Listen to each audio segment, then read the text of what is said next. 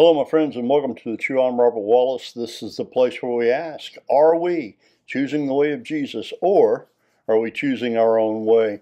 As we continue looking at Mark chapter 2, verses 25 through chapter 3, verse 6, today we're looking at God's gift of Sabbath. Now, many of you may not think of the Sabbath as a gift. I promise you, before we're done here today, you're going to be rethinking the way you view the Sabbath. Now, let's dig in here. The law that was handed down by Moses, or from God to Moses, to the children of Israel, we can read about it in Exodus chapter 31, verses 14 through 17. This passage, these short verses here, highlight that the Sabbath is holy to them. A 6-day work week, a seventh day to the Lord, is a day of rest. It's a lasting covenant between God and the children of Israel. And under the law, the commandment became a task for the Israelites. If we look at verse 17, the last few words here, we read that on the seventh day, He, God, rested and was refreshed. So, if we think about resting and refreshment and we tie those two things together, it's a beautiful gift. And only Creator God of all the heavens and the earth is able to provide us with a pattern that involves rest. Because God tells us that for 6 days we're supposed to work, but on the seventh we need to rest. We need to recover. We need to be refreshed and renewed for the week ahead. And this cycle, it's a beautiful thing, and we have to think about how God planned this from the foundations of the earth so that we would not be overrun with work all the time. And here we are in our day and age, nothing ever seems to stop. It just keeps going 24 hours a day.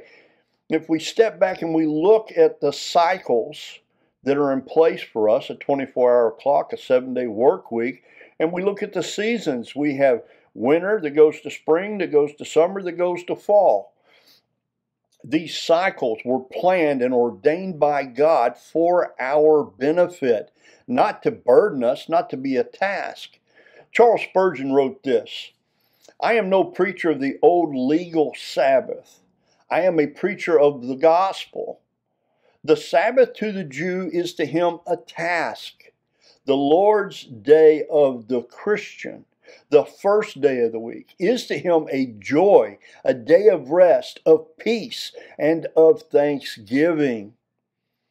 And if you Christian men can earnestly drive away all distractions so that you can really rest today, it will be good for your bodies, good for your souls, good mentally, good spiritually, good temporally, and good eternally. There is a ton there. I can unpack this one quote from Spurgeon for quite a while, but let's just focus in on what he's trying to say here to all of us, brothers and sisters. He's trying to say, if we can put away the distractions of the week, if we can really enter into God's rest 1 day a week, it is good for us physically, mentally, emotionally, spiritually. All of these things are reset, and we are indeed refreshed. Now, I know some folks, you work an odd schedule. We talked about Zach Zender's quote yesterday about some people observe the Sabbath legally and legalistically, and others don't. The truth is that because our world runs wide open all the time now, you may find yourself in a work week that goes from Monday or from Wednesday to Sunday, and you're not able to take the first day of the week off. It does not prevent you from being able to observe a day of Sabbath rest.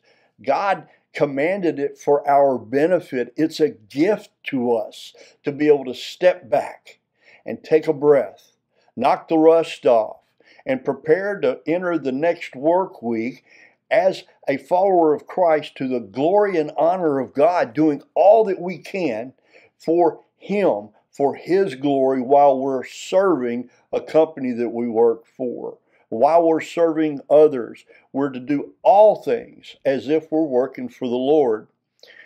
Now, here's some questions. How can I believe that the Sabbath is anything other than a gift from God the Father? Do I see that the Sabbath is a time of rest to be refreshed as holiness unto God the Father? Am I observing the Sabbath as a law that can be obeyed or broken, or am I going to see this as God's gift to me through Jesus Christ? Am I willing to let the Holy Spirit lead me in how to rightly celebrate and observe the Sabbath gift from God the Father? What action am I going to take today as led by the Holy Spirit based on what I've learned here today? Am I going to choose to follow the way of Jesus that leads to life and life in the full? Or am I going to choose my own way? I'm praying for each of us today as we consider this passage once again and we consider the framework of God's gift to us of the Sabbath. That we're going to invite the Holy Spirit to give us eyes to see and ears to hear God's truth from His Word. That we're going to have receptive hearts and minds to receive these truths. And then today, as led by the Holy Spirit, we're going to pick up the boldness, commitment, and courage of Jesus to do today what the Holy Spirit leads us to do. I pray you'll have a wonderful day, my friends. Go in the peace of God. Blessings to you. Bye for now.